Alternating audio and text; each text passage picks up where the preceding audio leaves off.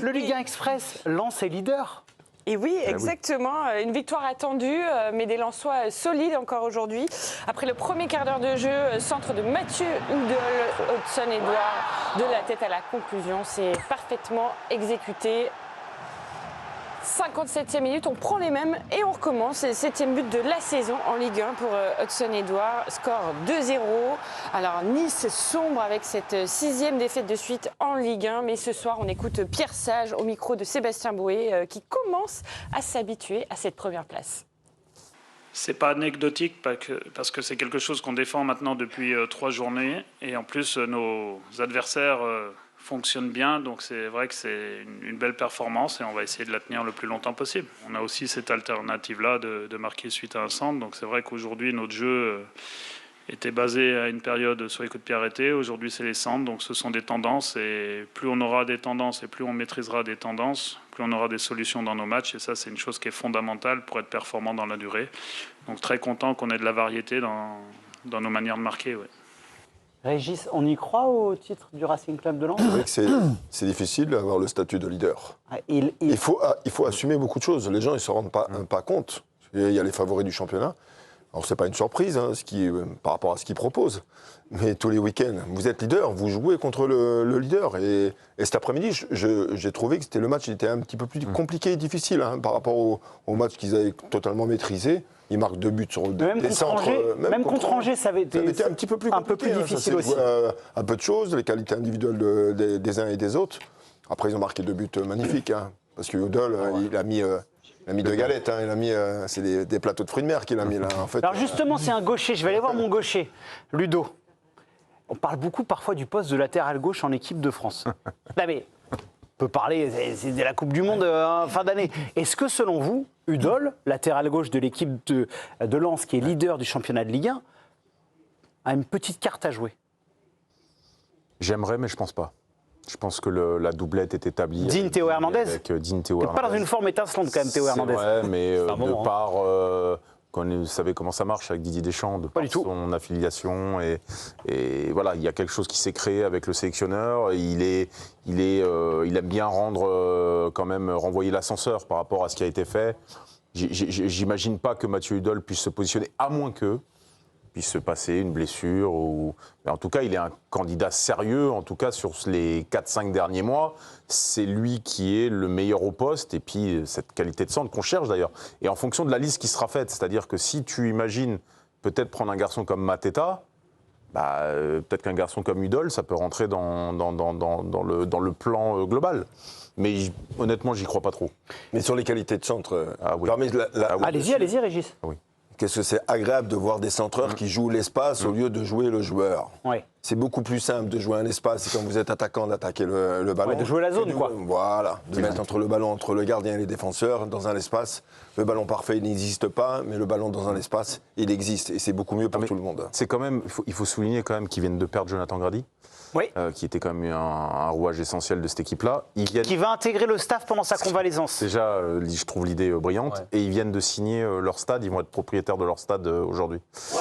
Donc il y a quand même champion d'automne, propriétaire de ton stade. Alors Ludo, pas champion d'automne parce que c'est pas la mi-championnat. Ça sera le week-end du 2, 3, 4 janvier. Mais en tout cas, avant la trêve, ils sont leaders. Je trouve que c'est un club qui est en train de partir pleine balle, quoi. Non, mais il ne faut surtout pas banaliser ce que fait Pierre. Moi, déjà, je kiffe Pierre Sage. Vraiment, je trouve ça un gars, partout où il est passé. Je rappelle, il était avec nous la semaine dernière dans l'équipe du soir. Dans l'histoire de l'Olympique Lyonnais, je crois que c'est le 3e meilleur entraîneur en points par match. Et devant lui, il y a Houillet et Perrin. Donc on parle de l'OL qui gagnait des titres. Pierre Sage, derrière, c'est l'OL en reconstruction qui est encore dedans, etc. Ce qu'il a fait à l'OL était remarquable. Avec John Textor au-dessus de lui. Voilà, en plus, ouais. Alors, voilà. Il a du mérite. Ouais, c'est plus que du mérite, là. Et là pour le coup, le d'ascenseur, c'est difficile.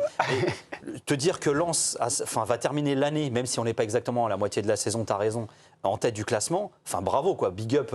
Et tout Lens, tu as raison, parce que c'est un travail global, ce que fait Augourlian, le boulot de Jean-Louis Leca, Jean-Louis Lec, tout le boulot qu'ils font. Non, mais vraiment, et tu as raison, l'idée de Gradit dans le staff, les mecs, ils ont un coup d'avance sur tout, tu as l'impression. Et si je prends l'inverse, Raymond, s'ils ne sont pas dans les 3 premiers en fin de saison, est-ce qu'on aura le droit d'être un peu déçus? Mais ils seront dans les 3 Ils seront sûrs. Ils seront dans les 3 premiers, je me souviens. Après le match de Marseille, on en avait parlé ici, je lui ai dit, ils seront dans les 3 premiers. Ils sont solides, ils sont solidaires, ils ont de l'enthousiasme, ils ont des joueurs de qualité. Et ils sont très bons techniquement. Ils jouent ensemble, mais oui. Et comme le maillot était magnifique. Ils ont une variation dans leur jeu. Là, c'était sur les centres, ça peut aller vite dans la profondeur, sur les coups de pied arrêtés. Ils ont toute une variété qui fait que cette équipe, elle est solide. Et on peut faire confiance à ce club parce que la pression du public fait elle est positive. C'est difficile elle est très positive. C'est difficile de redescendre et de se contenter de pas grand-chose. On va parler de votre club, Raymond Domenech, l'Olympique Lyonnais, qui a affronté Le Havre, Camille. Oui, un succès important pour l'OL. Pourtant, ça n'a pas très bien débuté pour les Lyonnais. Penalty pour Le Havre à la 37e minute. Soumaré qui ouvre son plat du pied droit. Dominique Grech qui répond présent. Et Soumaré qui rate sa reprise en début de deuxième période. L'OL qui ouvre le score. Un joli numéro de Moreira, vous l'avez vu. Et qui centre ensuite Soulch qui place sa tête. C'est imparable. 1-0. Lyon qui fait la bonne opération aussi, qui récupère la 5e place ce soir. Lyon qui se relance un peu, Fred, c'était compliqué en Ligue 1, il marche toujours très bien en Europa League, mais ça va leur faire du bien aux Lyonnais. Ah bah oui, et je trouve quel recrutement par rapport, on citait Textor, par rapport à ces élucubrations presque trumpistes des années précédentes, là, le recrutement est d'un judicieux, je trouve, entre Morton, entre Schulz, justement. Mais il y a un changement, parce qu'ils ont dépensé l'argent qu'ils avaient, alors que Textor dépensait l'argent qu'ils n'avaient pas. Ils les dépensent à bon escient, et pas en mettant des 30 millions, des 40 millions à droite à gauche. Moreira, là, quelle doublure. Vous perdez Malik Fofana, vous avez un Moreira comme ça, c'est extraordinaire. Donc vraiment, on a l'impression que là, avec un effectif est peut-être un peu juste en quantité, mais sinon...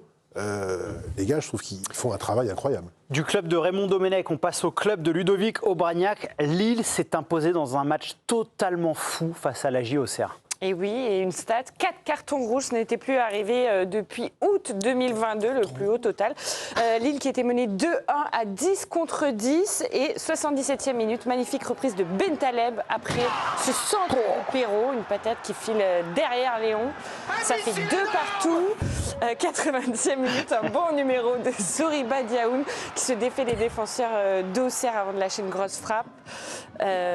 Auxerre qui revient avec un pénalty transformé par Signa Yoko. Et puis, vous l'avez vu, le centre de Romain Perrault pour la tête de Benjamin André. Victoire du LOSC 4-3. Le LOSC qui est 4e ce soir. Beau centre, Régis, de Romain Perrault.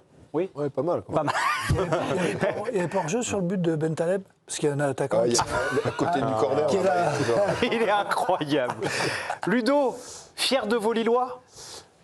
Ah bah en tant que suiveur assidu, oui. Après, quand vous avez vu la tête des deux coachs à la fin du match, c'était plutôt le match... Alors, sur le côté spectaculaire de regarder ce match-là, t'es content.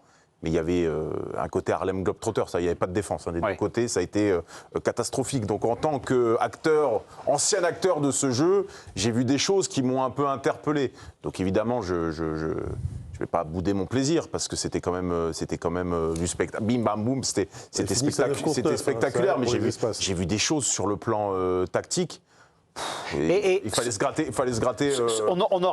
un peu la tête quand même. On aurait pu ce soir, alors je pousse la comparaison à l'extrême, mais dans le côté match ouvert, match ping-pong, ce soir il n'y a eu que 1-0 entre Marseille et Monaco, mais ça aurait pu être ça. Il y aurait pu avoir beaucoup de buts. Juste succès très très important pour les Lillois, puisque au moment où Marseille était mené, d'ailleurs c'était même Lille qui était même tenu match nul, qui était 3e, ils restent au contact, ils sont à égalité de points, 32 points pour Marseille et dans ce et match, Lille. c'est le banc qui a fait la différence. Comme souvent à Lille. A pas su et Lille a fait rentrer des joueurs qui ont fait la différence. C'est le carton de Auxerre leur fait mal. Ouais. Parce qu'ils étaient dans une bonne séquence là. Et le 1, le premier carton d'Auxerre, je trouve que ça leur a fait du mal. Ça leur a fait du mal.